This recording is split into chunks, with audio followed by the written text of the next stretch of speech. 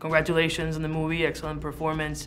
I want to ask you how hard, how challenging was to play a character that has already been played by a previous actor?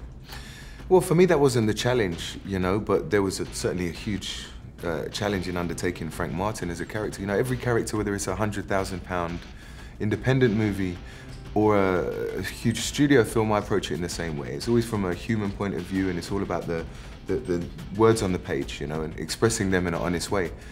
But this was a big challenge. You know, I didn't have any martial arts background going into it, so, you know, I have an endurance sport background. I was a competitive swimmer when I was growing up, but, you know, it's a whole nother challenge learning the martial arts. So I went to Paris and had to learn that, and obviously the driving was a challenge as well. So there was pressure, and the only pressure was from myself. You also had some jet ski classes that I heard that was one of your favorites. Oh. Talk to me about that. I fell in love with the jet skis. Yeah. You know, I mean, I would just think, you know, I'd get an email saying, Ed, you've got jet ski training tomorrow from 10 until 2, and I'd just think, I love my job.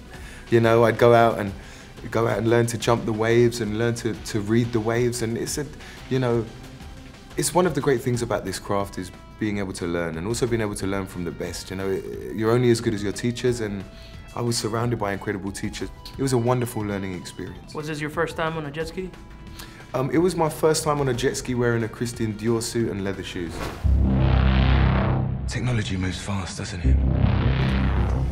I mean, as soon as you think they can't come up with something, they come up with something else. Makes you wonder if guys like me will be out of a job. No, people will always need guys like me, right?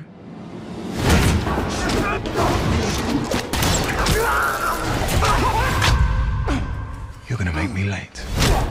You guys recently had a screening at the Playboy Mansion. Yeah. How was that to watch the movie surrounded by the bunnies? It was bizarre. I must say, I never thought this little boy from North London would end up in the Playboy Mansion, and certainly not in those settings. But it was great. I mean, it was interesting, you know, in all seriousness, to see a place that's, you know, a big part of modern American pop culture. You know, and to see it firsthand was interesting. And, you know, in reality, it's actually just a beautiful house with beautiful grounds, you know. It's still the Playboy Mansion. I'm pretty sure a lot of people want to be in your shoes. Yeah. Where are the packages? These are the packages. Now drive.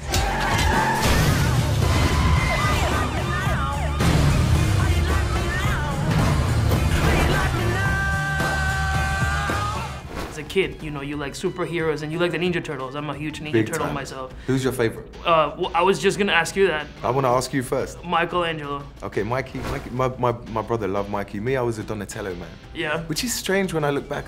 What's the allure of Donatello? And not many, you know, my son, he loves Mikey and Raph and everyone, but yeah, Donatello's not necessarily the coolest, but I loved him. For anybody who's gonna go sit down in the theater and it's gonna go watch the movie, what can you offer them? I think this is release. You know, I think it's release from normal life. You know, it's great fun. You know, you work hard all week, and what a great way to release from the stresses and rigors of real life. Hey everybody at Ultra Fiesta, this is Ed Skrein. Come check out my movie, The Transporter Refueled, in cinemas September 4th. Thought you John Wayne types just let it roll off your back. That was the old days. Now we hold grudges and get revenge. Don't worry, we will make him pay.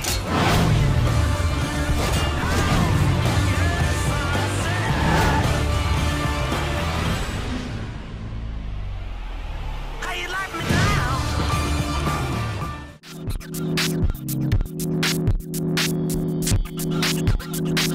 now?